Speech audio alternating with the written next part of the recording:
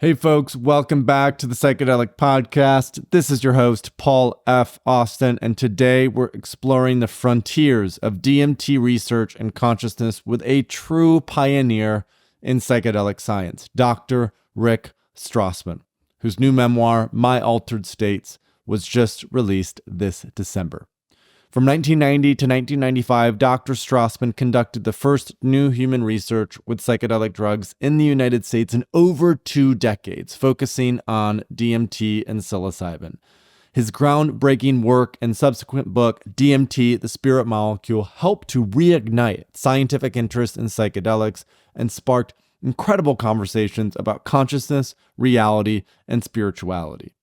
In today's conversation, we explore recent discoveries about DMT's presence in the brain, the relationship between psychedelics and organized religion, and delve into Dr. Strassman's personal journey through altered states, which he shares in his newly released memoir, A Candid Account of Trauma, Psychedelics, and Spiritual Growth.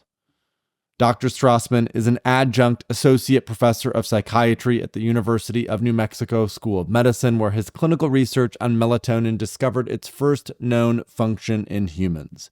He has authored or co-authored nearly 50 peer-reviewed papers and written several influential books, including DMT, the Spirit Molecule, which has been translated into 13 languages and adapted into a very successful documentary.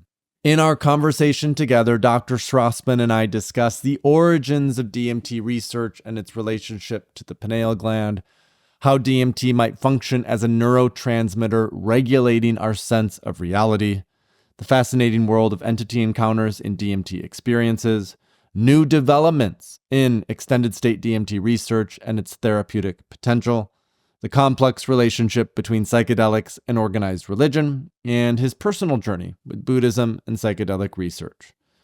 Related episodes that you might enjoy include episode 226 with Hamilton Morris on psychedelic chemistry and consciousness, and episode 244 with Alexander Beiner on extended state DMT research. All right, that's it for now. Let's get into my conversation with Dr. Rick Strassman. Rick, it's great to have you on the podcast. Thank you for joining us. Well, thanks, Paul. So I've been looking forward to this conversation for a very long time. And I think just as a starting point for our audience and our listeners, just to get a little context and framing for who you are, how is it that you ended up in New Mexico, of all places? What is it that drew you to the high desert of New Mexico to settle there and live there? Well, some personal reasons and some academic ones. Personally, I grew up in Southern California and went to Disneyland regularly, and I loved Frontierland. You go on this little train, and it takes you through these red rocks with Indians and cowboys and cactus and things. And I was just intuitively, drawn to the landscape. Once I graduated high school, my best friend and I took a road trip around the western states, and I just loved New Mexico. And I was writing in my little diary back then, "Oh, I love New Mexico. If I could ever live here, I'd like to." This was 1969. Yeah, so that was just kind of on the back burner for all those years. And then when I was doing my fellowship in clinical psychopharmacology research in La Jolla in 1982 to 1983, one of the fellows in our class had trained at the University of New Mexico, first in internal medicine and then in psychiatry, and was interested in studying psychopharmacology. Once we completed our training, he went back to Albuquerque, and I went back to UC Davis, where I had done my residency training in the late 70s, early 80s, and I couldn't really I couldn't really get any research off the ground when I was back at UC Davis. I was part-time, which I think was the main thing. Also, there wasn't any real psychopharmacology research going on at the time there. And my friend John, invited me out, to Albuquerque, look around. And one of the people, or the chief of the research center that he was doing his studies on was a pediatric neuroendocrinologist interested in melatonin because of his role in puberty. And I was interested in melatonin because of its potentially psychedelic effects. So we saw eye to eye. We were both interested in melatonin. The Department of Psychiatry chairman was interested in building up the research credentials of UNM back then. Yeah. So the director of the research center and I wrote up a melatonin protocol, and it was funded, and I moved out to Albuquerque. And I ran that melatonin study for about 3 years or so. And we discovered that it was only sedating with respect to its subjective effects. And by then I had learned about DMT, and I had published some papers, got a grant or some grants, learned how to do statistics and those kinds of things. My reputation within the university community was fairly strong back then. Like as a fledgling junior clinical researcher. And I got a huge amount of support from the get-go, and was able to run the DMT and psilocybin studies. And I love New Mexico, so I've been here 35, 36 years or so. I've stayed put even though I'm not doing research anymore. How is it that you discovered DMT? Was it listening to Terence McKenna lectures, or had you gone down to the Amazon at some point in time? How did DMT, specifically the molecule, come on your radar back then? Yeah, I'm not sure exactly where I first heard about it. When I was looking into the melatonin and pineal gland research, I was keeping an eye out for many psychedelic compounds that might be in the mix. And I may have stumbled upon DMT back then. They used pineal extract back in the day as an antipsychotic agent in schizophrenics. And I think one of the theories was that schizophrenics made too much DMT, and the pineal gland might make DMT, or it might inhibit the production of DMT. Yeah, and if you injected people with pineal extract, that would reduce their their production of DMT. So that may have been the context in which I had first heard of it. And in addition, like I was a keen student of the psychedelic literature, and must have come across DMT in my early readings. My first experience with it, or my first understanding of its potential as a profound psychedelic agent, came through Terence,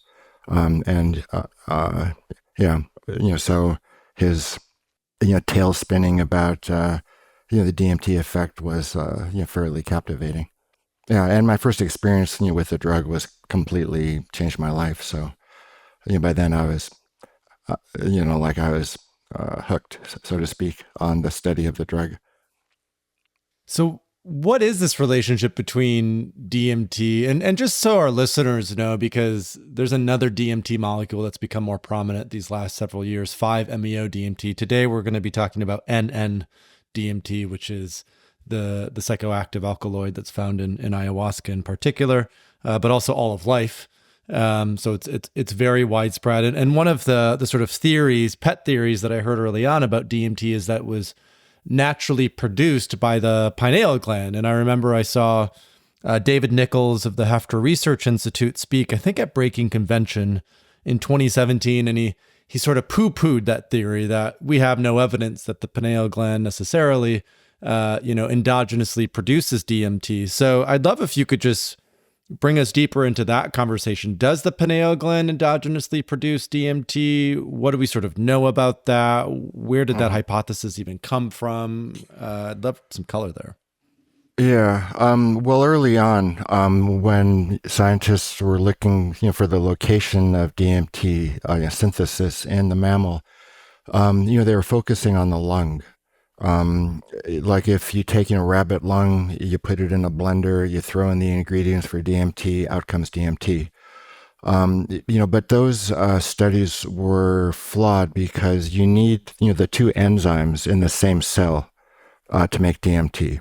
And in the lung, those enzymes are in different cells.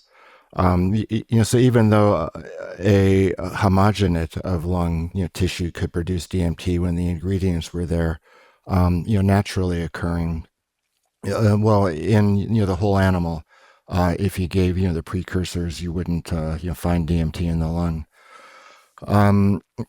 So the notion of DMT being made in the pineal, I think, basically originated with me. I was, fascinated by the pineal gland, and I, dug into it. Like, theoretically, could the pineal gland make DMT?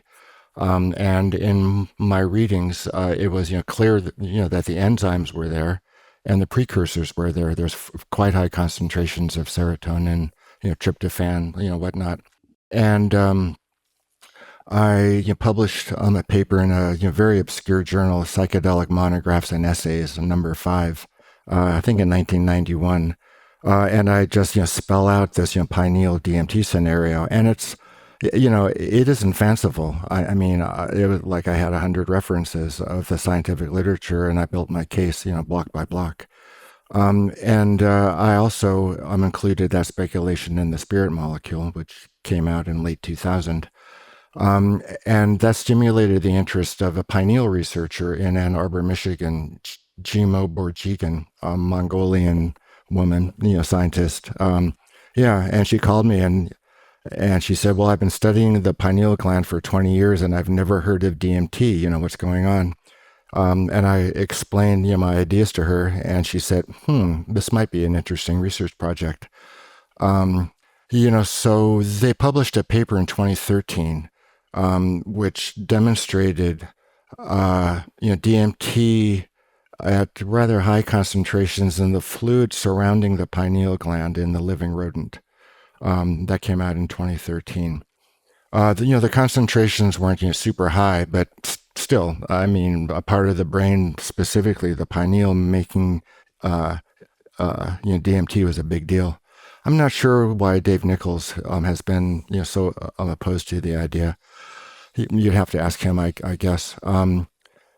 So a few years later, the same group in Ann Arbor published a paper in 2019. Which looked for DMT in the whole brain of a living rodent, and what they found was quite high concentrations in the brain, in the cortex, especially the visual cortex, and interestingly enough, DMT concentrations in the visual cortex increased by a factor of 5 in the dying brain if you experimentally induce a cardiac arrest in a rodent. Concentrations of DMT in the visual cortex just go sky high. Wow. They looked again at the pineal gland, and they couldn't find any in the pineal gland itself. And they concluded that those earlier data from 2013 was a result of the probe snagging brain tissue on the way in and out of the pineal. And what they were measuring in that 2013 study was DMT in the brain. So the concentrations of DMT in the brain are as high as those for canonical neurotransmitters like serotonin and like dopamine. So the pineal story, it would have been the cherry on top, the icing on the cake, so to speak. It was a pet theory of mine. But I wasn't especially wedded to it. I think even more interesting is the brain makes DMT in quite high levels, and that suggests even more interestingly than the pineal producing DMT, but with concentrations in the brain being quite so high, that starts to make you think about a DMT neurotransmitter system, akin to a serotonin neurotransmitter system, dopamine neurotransmitter system. And you would have to start, wondering, well, what might be the function of a DMT neurotransmitter system? What is it regulating? And then you can go down any number of interesting speculative rabbit holes. What for you are some of those interesting speculative rabbit holes that you've explored? Well, you can you can extrapolate the function of a neurotransmitter, by what you see as a result of modifying its activity. So when you're looking at dopamine, if you give amphetamines, which stimulate dopamine receptors, they release dopamine. You get energy and you get focus and you get concentration. So that has led to the notion of naturally occurring dopamine as regulating those mental functions. Serotonin, if you manipulate levels of serotonin using SSRIs, for example, you get effects on mood, impulsivity, sexual function, those kinds of things. So as a result, we think that serotonin is modulating impulsivity and mood. So what is the hallmark of the DMT experience? Well, in quite high levels, it gives you a very psychedelic effect. But the most common refrain is that it felt more real than real. That was like the most common refrain I would hear from my volunteers. And if you ask people that smoke it recreationally, they will tell you the same thing. It transported me to a place that felt more real than real. So if you want to, you could think about a potential or a putative DMT neurotransmitter system as regulating our sense of reality. Yeah, if your concentrations are elevated, then whatever you're experiencing at that time feels more real than real. And if concentrations are low, for whatever reason, then you feel you're not quite as in contact or reality based as otherwise would be the case. And is there a relationship then to, I almost think of modulation, like modulating meaning? Is there a pretty distinct relationship then when people have this experience with NMDMT that because they experience reality as more real than real, they also experience reality as more meaningful, or is there not necessarily a distinct connection between those two? I think, I believe there is a close relationship between the two. I think last year, maybe John Crystal, the chairman at Yale in psychiatry, an old friend, published a paper on what he described as the key element of a psychedelic experience being enhanced meaningfulness. So you could tie them in together. If the experience feels more real than real, then it's, I think, naturally it felt to be more meaningful as well. And it could be, meaningful in a positive way, like, this is the greatest thing, or meaningful in a horrible way, like this is the worst thing I've ever experienced. So it's neutral or generic term, I believe.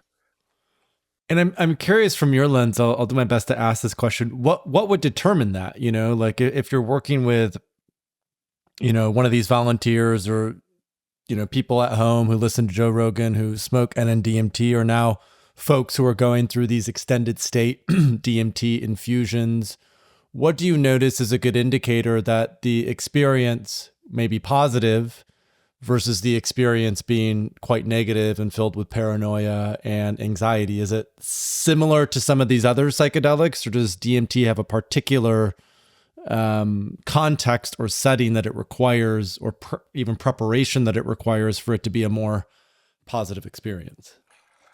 Well, I think overall any psychedelic experience is a result of the set and the setting and the dose. With the case of DMT in particular, I don't think there's anything unique about it with respect to whether it's going to be good or bad. The main difference, obviously, is the speed of onset and the brevity of the experience. So if your set is as optimal as it can be, you're healthy, you're in a good state, a good space, You're not on, medications that might adversely interact. Yeah, if you've got your intention worked out, yeah, and if the setting is supportive, you have a sober sitter nearby to help you out if need be. Yeah, and you're comfortable. You feel safe and cared for. Yeah, I think. Well, the set also includes your ability to handle anxiety, which is can be quite overwhelming the first few seconds of a big DMT trip. Um, so if you know how to relax into anxiety, to breathe through it, to let go, those kinds of techniques or interventions, yeah, you could pass through the rush without much wear and tear, and then you can have a great experience. But if you resist, if you fight, if you're not feeling well, if you're not around friends, those kinds of things, then yeah, it can turn into a less pleasant experience. Well, and I first smoked DMT in San Cristobal de las Casas in Chiapas in Mexico in 2016, I believe. And the experience itself was very intense. There was quite a bit of paranoia that came to the surface. There was a lot of challenge and difficulty in it, but what came out of that was really profound. I had an awareness or an insight that came to the surface that I was able to work through. And I remember the thing that stuck with me most from that experience is the next day I was walking down the main little street village, and I remember looking at a human and not really being sure if this was the real reality or not. That I almost saw their sort of face slightly shift and change, similar to how I had two friends sitting for me during the actual DMT experience. Their faces sort of shifted and changed, where they became these sort of caricatures, if you will, that looked very animated. And so for me, questioning that concept of reality was really central to the overall experience. And I've only done it maybe once or twice since then. Most of the times that I've worked with DMT, it's been through ayahuasca, but it was very much I don't know what's real now after working with DMT, which I could handle psychologically. I had enough experience before that with psychedelics that it didn't sort of throw me too much for a loop. But I can imagine if folks are quite new to this, if they don't have a lot of context or a lot of support, it could be maybe destabilizing to some degree. And there's a lot of places the brain could go as a result of not being clear of reality any longer. Yeah. So how did you work that through yourself? The friend of mine that had been sitting for me had smoked DMT a couple hundred times. So he just sort of was there to support. We talked about it for the next day or 2 days, and he just helped me to contextualize it and sort of land it so I could hold it without feeling like it sort of broke my sense of what was real and what was not real. Yeah. So did it matter all that much what was real and not real? Or did you stop caring or what? That's a great question. I suppose that at the end of the day, it didn't really matter. It didn't really impact my understanding of reality. I think in large part because I had quite a few other psychedelic experiences before that, but the veil had never been so clearly lifted. Like, I had worked with LSD or psilocybin in macrodose amounts, but not like super high dose amounts. And in those experiences, there's a lot of emotional release. There's some shifts in the visual field, but I didn't experience the shifts that I experienced with smoking DMT in terms of specifically the visual component felt really disorienting. And so I think just how I understood that and was able to contextualize that made a big difference. Yeah. One of the questions I wrestled with, was the whole, notion of, DMT kind of, being the endomatrix. It kind of, paints over whatever it is that's going on with our consensus reality. Is this a DMT simulation or not? And I thought about that for a while and was wondering, would it make any difference? For better or for worse, I decided it wouldn't make any difference because there's still cause and effect. You do certain things follow.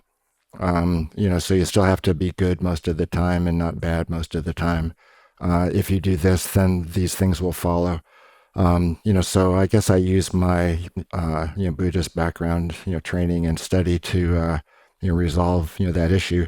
Obviously, if the rubber hit the road and this did turn out to be a DMT simulation, I, might not be quite so sanguine about it.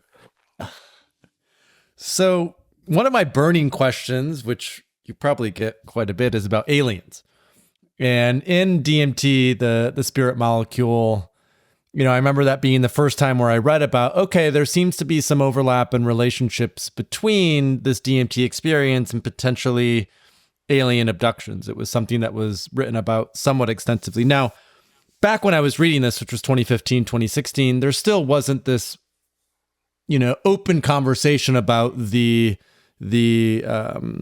presence of aliens. Terence McKenna had talked about in the Archaic Revival some of our obsessions with aliens and UFOs in more conspiratorial circles, I would call them. There was talk about how aliens were real, but it wasn't until, I would say, the last 5 or 6 years that the presence of aliens or superintelligence or something outside of us has become more accepted in a way, like it's become more talked about. And I'd be curious from your lens, how has your view and perspective and relationship to this conversation between DMT and aliens maybe evolved over the last, let's say, 30 years since you started to do some of these experiments? Yeah. It's kind of a tortuous relationship. Well, contact with entities. Like I had contact with entities in my DMT experience, my 5-methoxy DMT experience as well. Little like snow dwarf, leprechaun types. And they were disruptive to my sense of reality and what's going on here. But at the same time, I kind of shunted them aside when I was thinking about my DMT study itself, what I would be expecting volunteers to report, and even more to the point of me being in denial about it. Was in the process of developing my rating scale for the DMT effect. I interviewed, I think 19 recreational DMT smokers. And almost everyone described meeting up with entities, with beings, with these things with which they communicated and things happened. But still, that being the case, so many of the volunteers in our study reported contact with beings. And I really had to, come to terms with what they were in that state. In the beginning of the study, I didn't discount them, but I interpreted them as something else, like, conflicts coming to the fore in a visualized form, archetypes, your brain on drugs, any number of things other than people are meeting up with beings in this space. And the more skeptical I was, the more closed down the volunteers were. And at a certain point, I had to decide to perform a thought experiment, as it were, and just say to myself, let's take these accounts at face value. People are meeting up with beings. There seems to be some commonality in their descriptions, and I will treat them as if they were real. And once I kind of started that thought experiment, then conversations with the volunteers was a lot easier. So after the study was over, I had to, come to terms with all of these reports in my bedside notes. I had 1,000 pages of bedside notes, and the most striking, at least phenomenological, contents were the contacts and interactions with the beings. So I speculate, wildly as it. Well, let me backtrack a bit. Like I was, performing these studies in the early 1990s, and if you think UFOs and alien, contact, wasn't a cultural phenomenon in the early 2000s. It was certainly not in the early 1990s. There are two individuals in particular, that were doing what they could to publicize the notion of alien contact. One was a psychiatrist at Harvard, John Mack, who wrote a book, called Abduction, and it was about him interviewing, many, many people that experienced an alien abduction. The other was Whitley Strieber, just a normal everyday kind of fellow, who was abducted a number of times, and he writes about those experiences in his book called Communion. So either John heard about my work or I reached out to John Mack, and he came out, to our place in the mountains outside of Albuquerque when I was running my study, and he said, "You are onto something." If we can reproduce the alien abduction experience with giving people DMT, it's a valuable tool, to study it more carefully. And Whitley Strieber was one of the earliest, folks to have me on his podcast, and we batted around, the quality of the contact experience in everyday life, so to speak, and in our studies, and we hit upon the notion of a spectrum of contact experiences. On one end of the spectrum were truly physical types of contact, where there are stigmata and burn marks and lost time and those kinds of things, which was not the case in our study. On the other end of the spectrum would be what you might call consciousness to consciousness contact, which I think you could use to describe the experiences of our volunteers. So I took those ideas and ran with them in the spirit molecule, thinking about the location of these beings. I for the sake of argument, I discounted that it was simply your brain on drugs or the expression of unconscious conflicts being made visual. And I entertained some far out kinds of ideas, parallel universes, alternative parallel universes, alternative universes, dark matter, those kinds of things.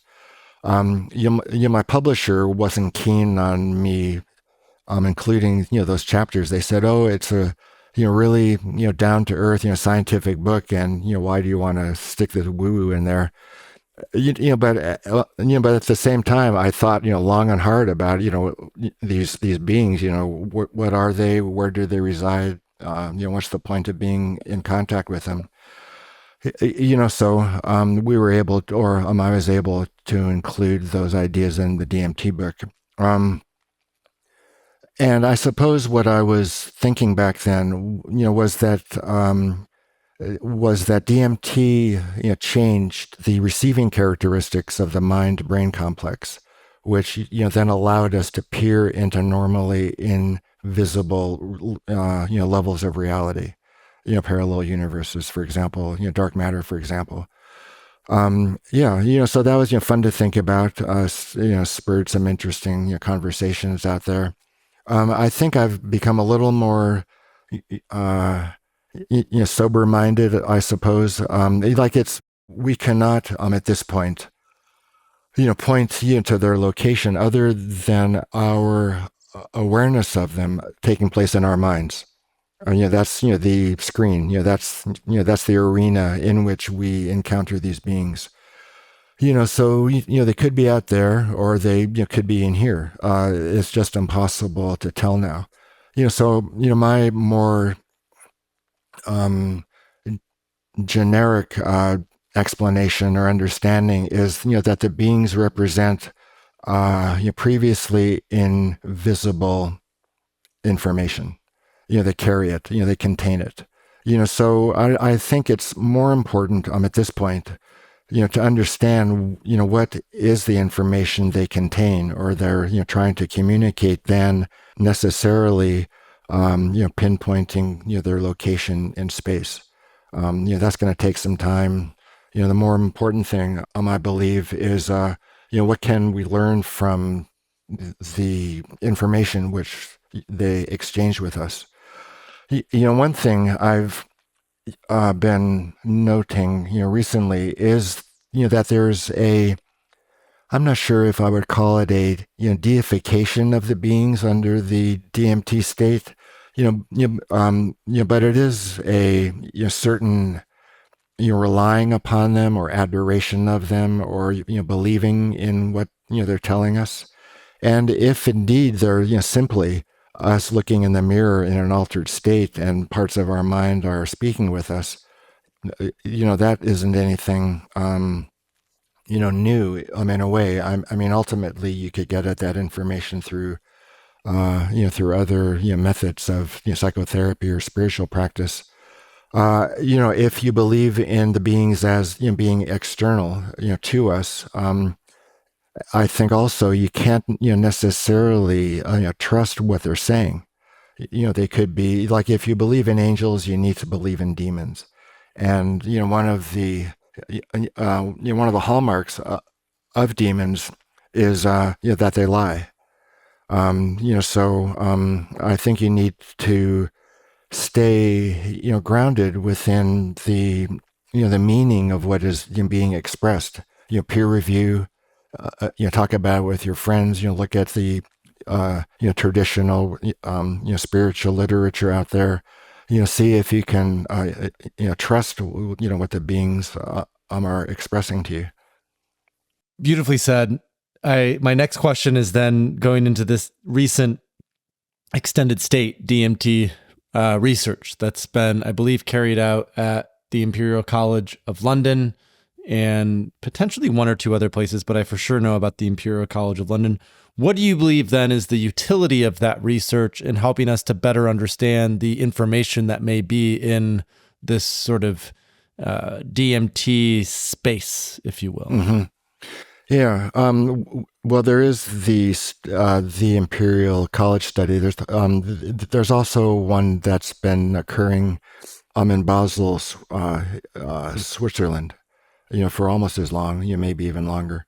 Yeah, and there's one in the planning stages now at UC San Diego as well, like we were talking about beforehand. Well, there's a couple of things that I think you can do with the extended DMT state. One is you can characterize the state more carefully. When you smoke it or you inject it, it starts in a few heartbeats. It peaks in 1 to 2 to 3 minutes, and you're down in 20 or 25. So that, by the time you get your bearings, it's already begun to wear off. So, there's the astonishment and the orientation of, the space there. In some ways, an ayahuasca experience is a prolonged orally active DMT effect. But I think with, the beta carbolines in there, they contribute their own, quality to the experience. So it's not a pure DMT effect. And you've got, the somatic symptoms as well, of, the beta carbolines. So you can interact with a state for a longer period of time. And, by dint of that, you can interact with the beings in a more, fulsome, more leisurely manner. Yeah. One of the, funders of the Imperial, College study, I think, one of his motivations is to see if the beings can help us get out of our current environmental political crises, which in a way is, I think it's wishful thinking in a way, because what if they're number one, demons, or number two, they're simply our own mind projecting itself into this state. I think a more, I don't know, modest agenda, may be more beneficial. The other thing, which, like at a, purely, clinical level, that I think behooves us looking more into an extended experience of DMT, is you can use it psychotherapeutically.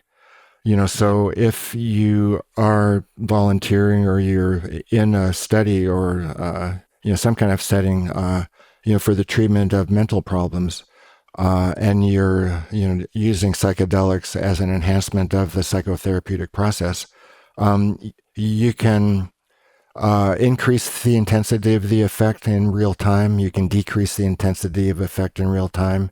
You can stop it, and it's cleared from your system in 5 or 10 minutes.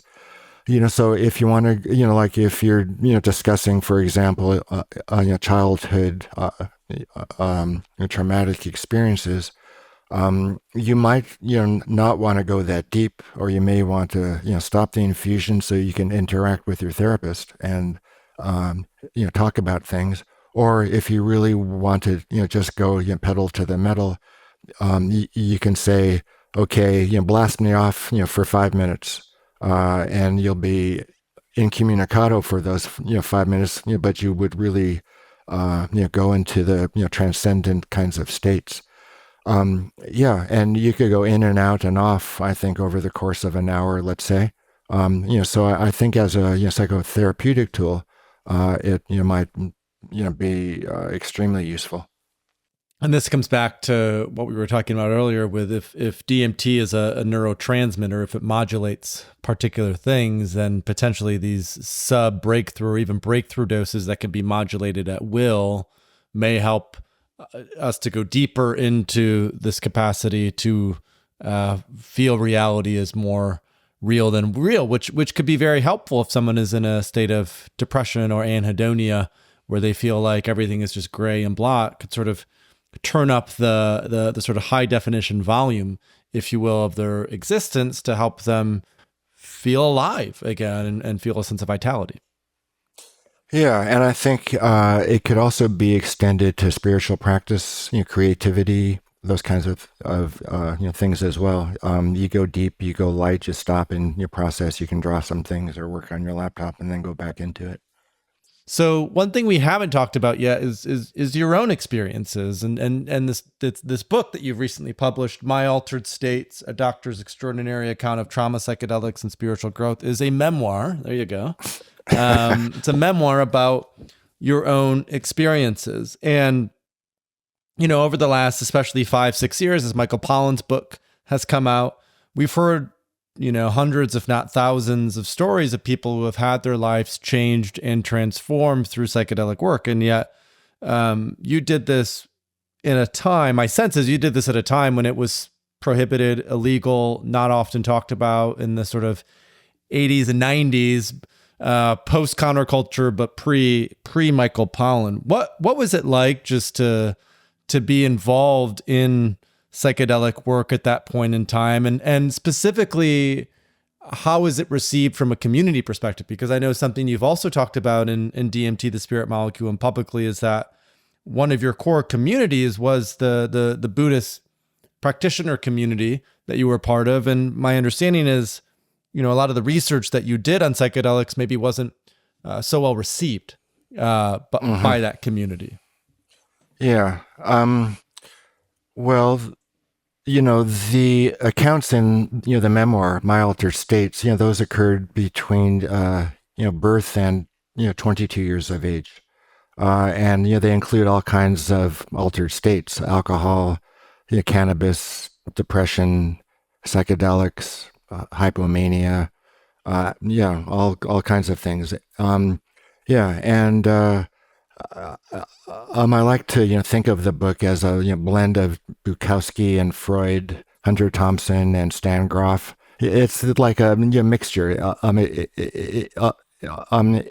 a lot of ways, it's a literary work as much as a scientific one.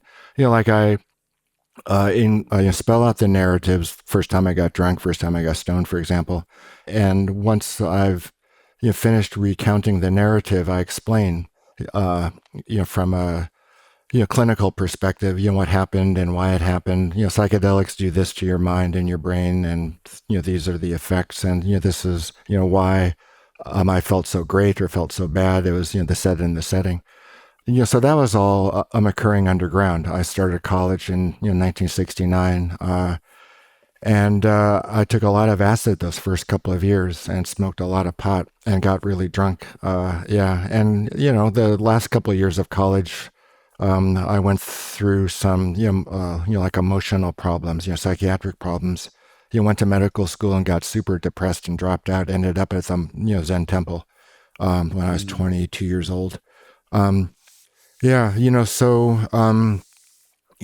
in the day when I was actually, beginning my research, the scientific community, their reaction depended on, their generation. Like the old timers, back then, that had studied psychedelics in the 60s, but were forced to stop those studies in 1970 with the illegalization of the drugs. They were mostly bemused, by the fact that I was, resurrecting this work. They said, "Oh, it's the what's that Yogi Berra thing? It's deja vu all over again." That's what one of the senior researchers, from back then, said when he looked at my little poster at a scientific meeting. The younger, generation of researchers, back then, I think, they were a bit spooked, like, you're going to ruin your career. What are you doing? Aren't these, drugs illegal? How did you ever get this off the ground? So they were, dealing or, reacting, to my, work, with a little bit of apprehension, like, this is forbidden, and are you sure you really want to be doing this? The federal government, of all things, were, extremely supportive of my work. I got a couple of, grants on, the first, submission, which is, quite unusual, for any, for any NIH grants. So they were extremely, keen on, seeing the research occur. They were extremely supportive. I think, back then, there was a, belief, that the government was, quashing any interest in studying these drugs.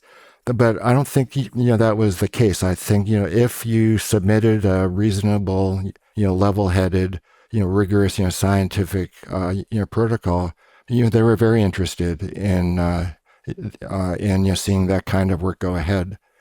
With respect, to the Zen community, most of the monks were, my age at that time. We were all in our early 20s.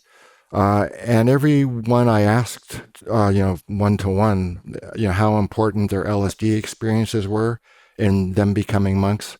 Number one, almost all of them had taken LSD in their late, teen years, early 20s. And almost all of them, said they would not have become Zen monks if it weren't, for those LSD experiences.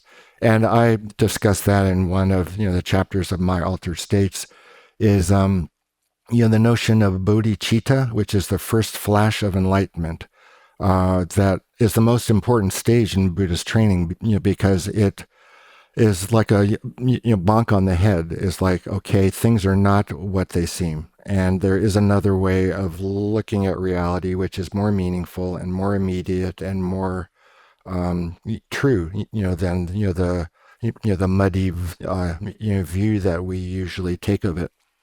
And I had an experience like that on LSD when I was maybe 18 or 19 or so.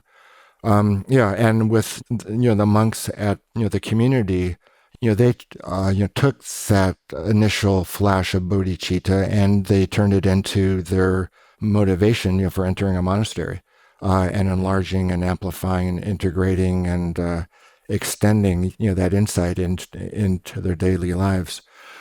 So we spoke a lot about my interest in combining or the overlap between psychedelics and Buddhist practice, and they were extremely encouraging for almost 20 years or so. But once I actually began the study and started publicly speaking about the relationship between the two, they got cold feet and they said, it's not Buddhist and you're selling the wine of delusion, and they wouldn't even talk about it at that point. They just said, more or less, you're a heretic and you're a troublemaker. Which was pretty disappointing because I worked with them, studied with them for over 20 years. But be that as it may, it gave me the opportunity to start looking at my own religious background. I'm Jewish, and I started reading the Old Testament, the Hebrew Bible, for other models of the psychedelic state. But it was politics as much as anything. One of the monks, that kind of spearheaded the Inquisition. Said to me, science and religion are different. In religion, we just polish the doctrine, and within science, you change the doctrine. If you have a theory which isn't holding water anymore, you discard it, for a new one. In religions, Buddhism, included, you've got teachings, and you don't go against the teachings. You can amplify them, you can make them more sophisticated, apply them to more contemporary sets of circumstances, but you do not change them. So that was actually a useful parting shot, as it were. Well, it feels like there's a pretty tenuous relationship between most mainstream religions, whether that be Judaism, Christianity, Islam, Hinduism, Buddhism, you name it, and psychedelics. That, especially with Brian Muraresku publishing The Immortality Key, there's been more awareness brought to these potential origins of Christianity in psychedelics. In Islam, there's been some talk about Syrian Rue. I believe there was a high up imam in Iran who sort of publicly supported the use of psychedelics as these entheogenic compounds. But the two don't seem to mix well. They seem to be a little bit of oil and water, and for obvious reasons, because when we have these psychedelic experiences, they are very disruptive oftentimes to the status quo. And that's what religion counts on, is the continuation of the status quo and of those teachings that have been taught. Uh-huh. Yeah. Well, yeah, it is a slippery slope. I think one of the fears is you replace your daily practice with periodic use of a drug, and you can kind of stop studying or practicing the everyday ins and outs of the tradition in exchange for a big experience which convinces you that you're on the right path. So I think you could use psychedelics within a mainstream religion, but it would really need to be worked out. And right now there isn't a lot of interest in the mainstream of any of our current religions to work that out. There are the Brazilian churches, the ayahuasca churches, the UDV, Santo Daime, the Barquinha, which incorporate ayahuasca into their cosmology and their practice, their everyday work. But still, they're small movements. They're facing a lot of backlash, from governments, health organizations. I think I think for psychedelics, to get much in the way of everyday kind of traction, they need to be discussed, in the Vatican or in the Rabbinical Council or the Imam, whatever the comparable organizations or establishments are. And I don't see that happening yet. I'm in agreement with you. I don't think we're there yet, but I do think it is one of the great tasks, maybe of the next 10 to 15 to 20 years. Is you've mentioned these syncretic churches, the Santo Daime, the UDV, the Barquinha. They have done a great job of weaving this sort of entheogenic sacrament into their cosmology and their practices. And it feels like if some of these mainstream, and this is probably just my bias, but if some of these mainstream religions are to remain relevant, particularly for those who are more influential in culture and politic, I think there will have to be at some point a recognition or understanding of the role that maybe psychedelic experiences can play in, and recognizing that we can live in a both and world, that psychedelic experiences do not replace, meditation and prayer and ritual, that we still have to, chop wood, carry water, but that ideally we can find a middle way here, where all modalities can be woven into, potentially a new a new framework or a new sort of practice or perspective or way of being. I mean, I don't think it's any coincidence that a lot of the conversation in we're recording this in 2024 is about these psychedelic churches that are coming online more and more, that there is something very spiritual about these experiences, and those have to be held within a community, because if they're not, it can lead to, a lot of downside as we both know. Yeah, and I think that in these states you're quite susceptible to influence. So you really need to make certain that the setting is consistent with the values that you want to attain to and your community wants you to attain to. One example I like using, which some people are okay with, is the case of Charles Manson. Manson used psychedelics to inculcate these crazy ideas into his vulnerable followers under the influence of LSD. So I think that's one of the concerns, is you're open to all kinds of undue influence, and shamans, rabbis, imams, priests, they take advantage of the power differential between them and their congregants, and that could just be magnified under the influence of psychedelics. Jules Evans is doing a good job with his ecstatic integration newsletter, keeping us aware that psychedelics can increase badness if they're not used properly. Absolutely. Well, Dr. Rick Strassman, author of My Altered States, A Doctor's Extraordinary Account of Trauma, Psychedelics, and Spiritual Growth, best known for DMT, the Spirit Molecule. Thank you so much for joining us for the podcast today. This was, just a really interesting conversation. And I feel like we were able to touch on a lot of fascinating facets of DMT and psychedelics and, spiritual practices. So I appreciate you joining us for the show today. It's been a real pleasure. Sure. My pleasure. Thanks so much for watching, and don't forget to subscribe to our YouTube channel. The psychedelic space is evolving every day, and we have a ton of amazing content that's coming out, and subscribing is the best way to keep up to date with all of that great content.